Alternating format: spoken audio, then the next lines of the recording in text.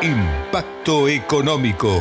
Impulsamos la libre iniciativa privada como motor del progreso.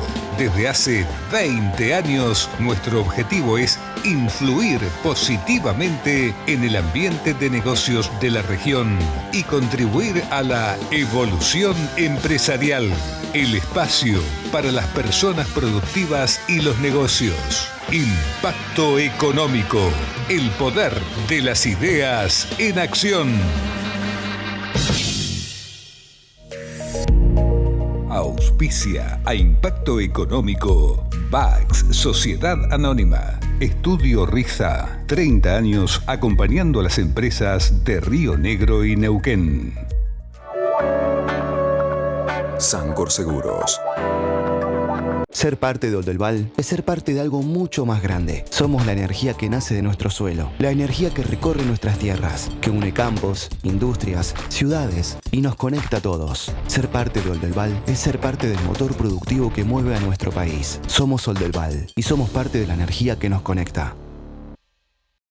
Bienvenidos, nueva edición de Impacto Económico. Nuestra misión, promover la libre iniciativa privada. La semana pasada se desarrolló la Argentina Oil and Gas, el evento más convocante del sector energético.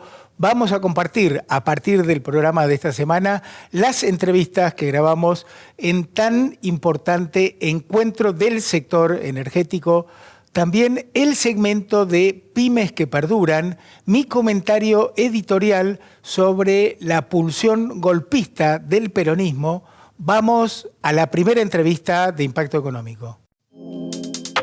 Auspicia a Impacto Económico Carlos Isla y compañía.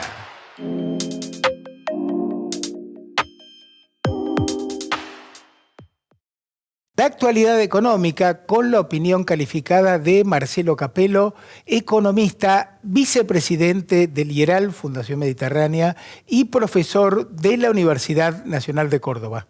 Hola Marcelo, un gusto retomar el contacto. Gracias por tu tiempo para Impacto Económico. Hola Daniel, ¿cómo están? Siempre es un gusto acompañarlos. Marcelo, para iniciar este diálogo te pido una primera reflexión sobre los puntos que considerás más relevantes del discurso del presidente Milei. Bueno, primero la parte política, que es como que sintió el impacto de la elección en Buenos Aires, un discurso de un tono más tranquilo, más conciliador, de todas maneras enfático en el corazón del programa, que es mantener el equilibrio fiscal, las cuentas públicas ordenadas, pero evidentemente en la presentación del presupuesto estuvo la respuesta de Milei al resultado de la elección. No se habían anunciado hasta ahora políticas nuevas, pero en el presupuesto o en la presentación del proyecto de presupuesto que hizo en su discurso, se habló de tratar de conciliar con los gobernadores, se habló también de aumentos de partidas en materia de educación, de salud, discapacidad, con aumentos por arriba de la inflación.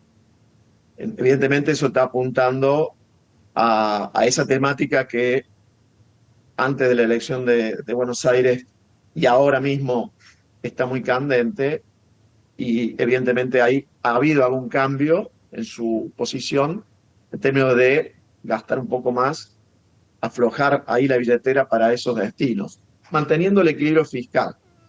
De todas maneras, cuando se habla del equilibrio fiscal, es el financiero, que por la discusión que existe con el cálculo de los intereses de la deuda, ahora ha perdido un poco de entidad, porque se subestiman los intereses que se registran como intereses en las cuentas públicas. Por ende hay que ver más el superávit primario. El superávit primario este año que estamos transitando, debería ser de 1,6% del PBI, del Producto Bruto Interno, porque es la meta que se fijó con el FMI. Para el año que viene estaba fijada la meta en 2,2% del PBI, y hasta ahora en lo que se anunció, el superávit para el año que viene está en 1,4%. Sí. Entonces tenemos que revisar bien los números, porque son cientos de páginas del presupuesto, a ver si se va a fijar esa meta de superávit de 1,4 en vez de 2,2, del PBI, porque si fuera esto último, probablemente tengan que renegociar después la meta con el FMI, ¿no? Y si fuera así, quizás de ese excedente, del hecho de apuntar a un superávit menor que el que se pensaba, eso genera espacio para que se gaste un poco más en jubilaciones, educación y salud, ¿no? ¿Y para este año considerás que el objetivo del resultado primario se va a lograr? Sí, hasta los datos de julio, todo indica que se podría lograr.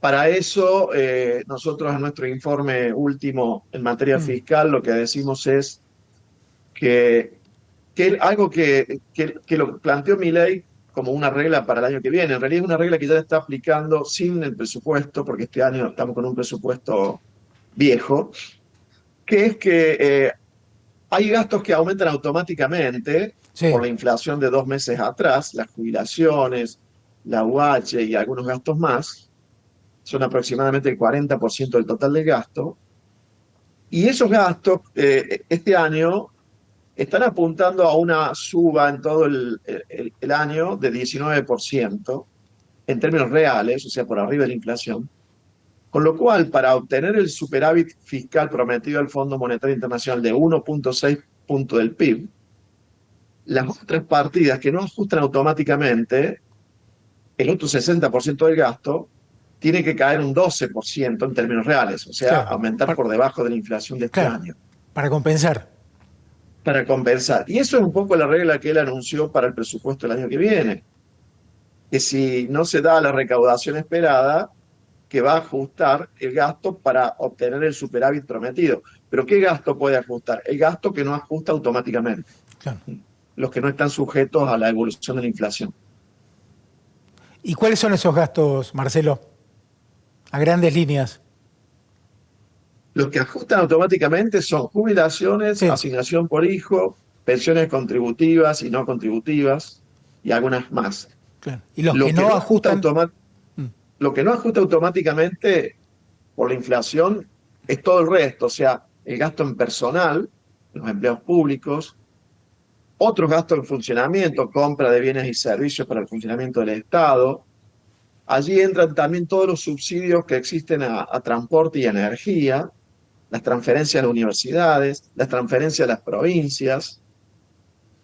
Y si bien recién te decía que este año 2025, esas partidas no automáticas, que son un poco más discrecionales, tienen que tener un ajuste del 12% para que cierre el superávit prometido, de todas maneras, en gran parte ese ajuste se está haciendo este año, 2025, con un menor gasto en los subsidios a la energía.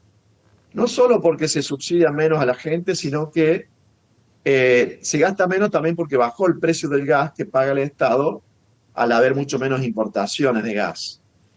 Claro. De manera que en gran medida el ajuste del gasto no automático de este año se está haciendo en los subsidios a la energía. Bien. Porque, por ejemplo, las transferencias a las universidades este año están aumentando un 3% en términos reales. Y también se están recuperando las transferencias a provincias después de una gran caída el año pasado. Lo mismo Claro. con las transferencias a las universidades, cayeron mucho el año pasado. Este año no están cayendo. Bien. Y el año que Recordemos. viene, por lo que veo en el presupuesto, donde habría menor gasto en subsidios sería en transporte, lo cual supone que subirían las tarifas del transporte en AMBA, porque el interior ya no está subsidiado en transporte. Los subsidios que quedan en transporte son en el área metropolitana de Buenos Aires. Aparentemente ahí habría un nuevo recorte el año que viene. Ahora, clave el mantener la disciplina fiscal, ¿no? Sí, ahí el presidente tiene toda la razón del mundo cuando enfatiza en mantener la disciplina fiscal. Argentina, desde mediados de la década del 40 hasta ahora, salvo en la década del 90, tuvimos muy alta inflación de 2 dígitos, 3 dígitos y hasta 4 dígitos. Estamos hablando de cuánto, de más de 70 años.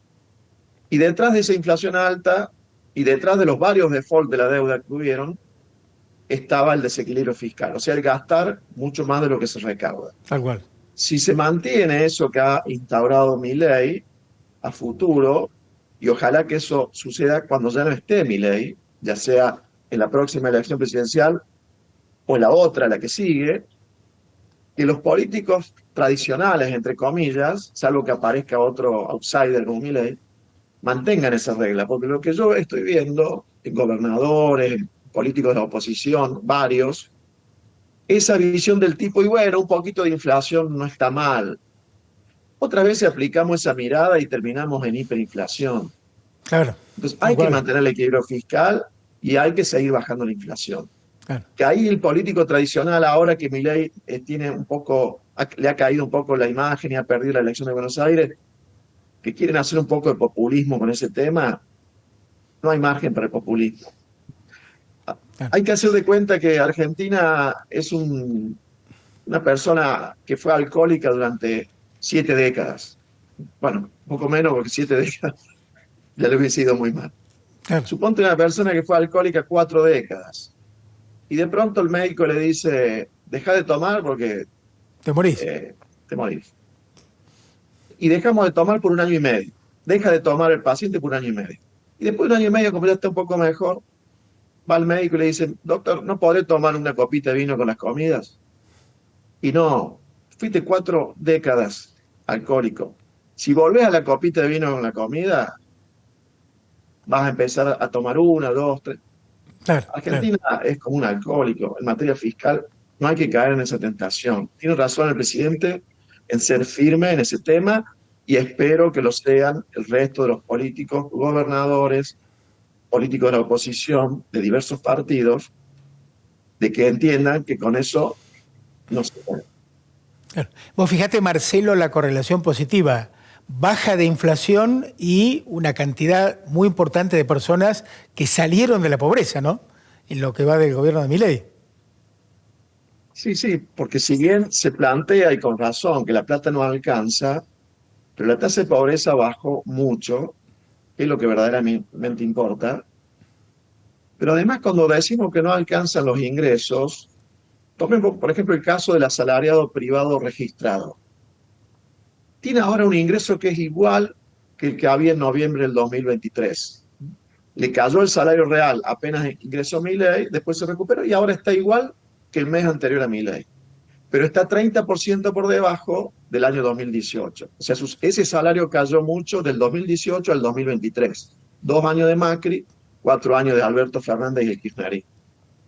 La jubilación promedio está ahora 4% más alta en términos reales que en noviembre del 2023, pero está 30% por debajo del 2018. Cayó en los 2 últimos años de Macri y en los 4 años de Alberto Fernández y el kirchnerismo.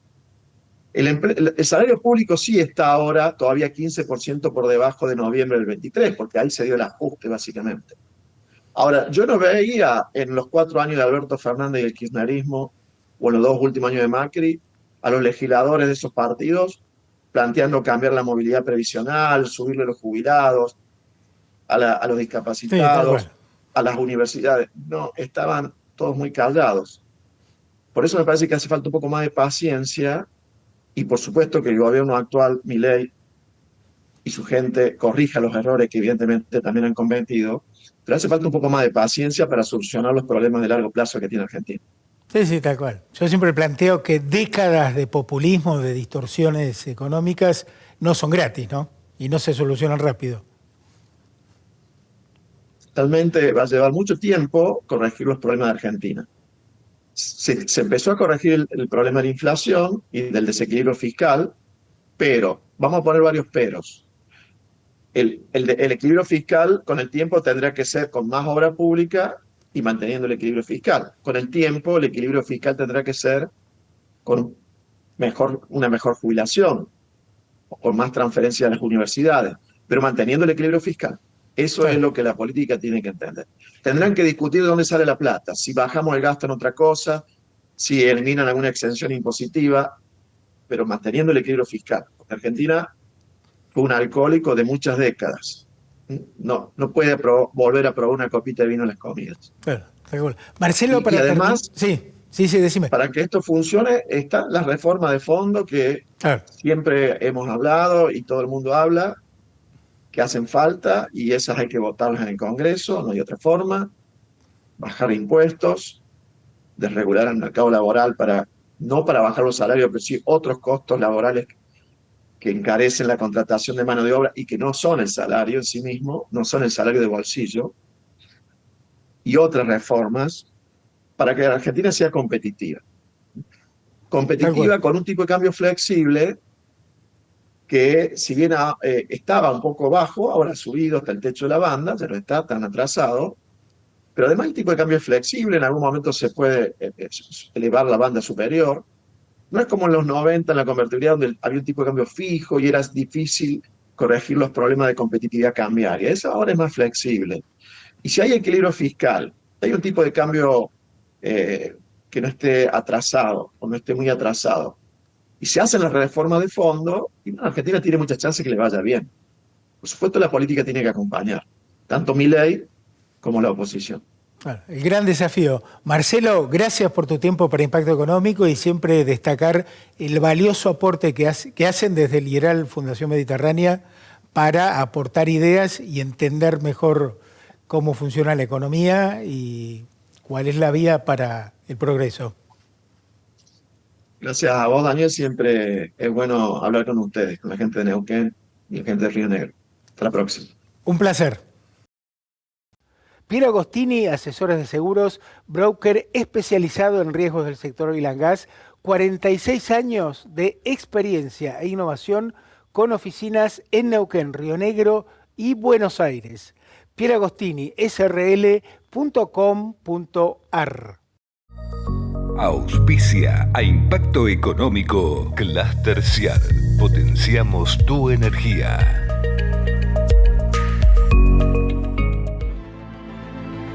Agua que has de beber, llévala a correr, llévala a comer, llévala a aprender, llévala a defender, llévala a crecer. Ahora podés llevar la pureza, la calidad y el sabor de Aqualic a donde vayas. Ahora, Aqualic, con vos a todos lados.